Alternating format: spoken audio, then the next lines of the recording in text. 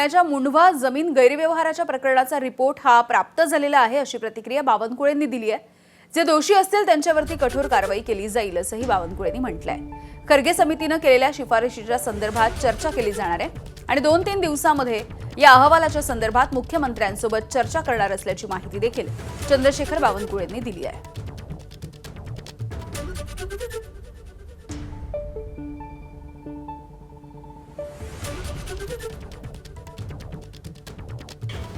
पुण्याच्या मुंढवा येथील जमीन गैरव्यवहारासंबंधीचा खारगे समितीचा रिपोर्ट हा माझ्याकडे प्राप्त झाला आहे। माननीय मुख्यमंत्री ही चर्चा करून या रिपोर्टच्या संदर्भाने ज्या काही खारगे समितीने शिफारशी केल्या आहेत त्याप्रमाणे आम्ही पुढील कारवाई करणार आहोत।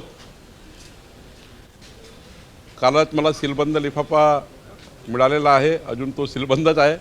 2-3 दिवसामध्ये मी आपल्यासमोर या ठिकाणी माननीय मुख्यमंत्री चर्चा करून या रिपोर्टचं काय, तर विधानमंडळ आहे पुढं, त्यामुळं या ठिकाणी या रिपोर्टचं काय त्यावर तातडीने कशी कारवाई करायची, कारण पेंडिंग ठेवता येणार नाही। रिपोर्ट आला आहे आमच्याकडे, त्या रिपोर्टनुसार लवकरात लवकर सरकार कारवाई करेल, कठोर कारवाई केली जाईल, कुणालाही सोडण्यात येणार नाही।